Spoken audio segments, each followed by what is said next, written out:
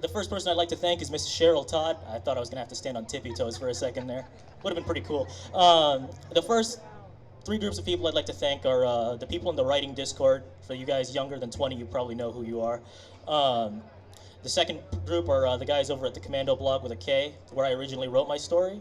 And I'd like to thank the Arizona Discord for putting me where I am today. Thank you all. With that being said, the state, on an unsubstantiated rumor, tears apart a 14-year-old's room in search of evidence that would give reason for them to tear apart his room. The stories he wrote to himself to cope with past emotional and physical abuse are weaponized against him. He is seen as a traitor, a threat to public safety, and a social pariah. Those around him know him as such, and they sneer at him.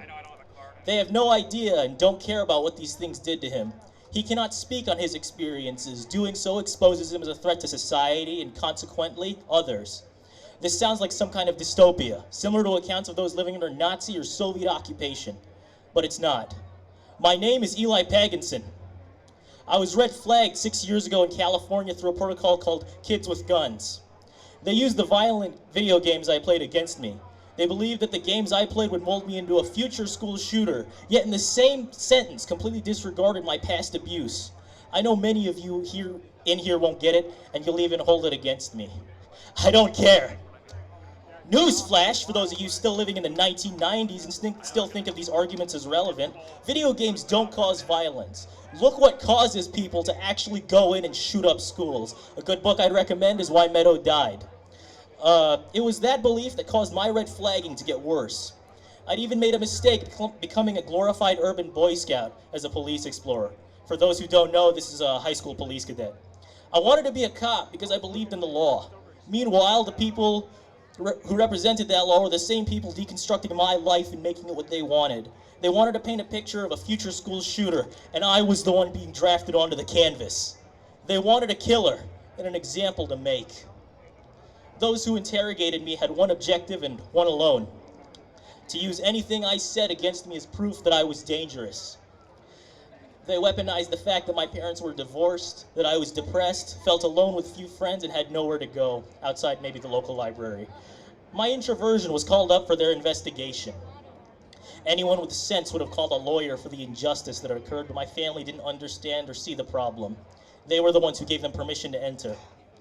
I couldn't talk to anybody. I was alone. I mean, who was going to listen to some stupid 14-year-old, right?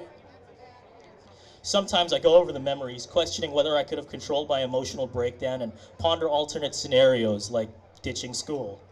I'm back there sometimes, being interrogated by the police, being accused of lying about who I am to the school district, and seeing my writing, my art, and my identity used against me. The flashbacks for me play like a never-ending nightmare. I'm ashamed to admit it, but I spent the last 3 years drinking my pain away, only having quit drinking months ago.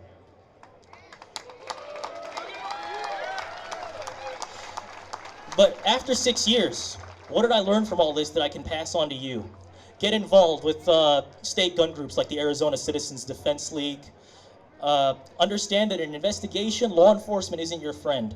Fight back against injustice and don't ever let yourself become a victim. To quote one of my favorite songs, I am a real American. Fight for the rights of every man. I am a real American. Fight for what's right. Fight for your life.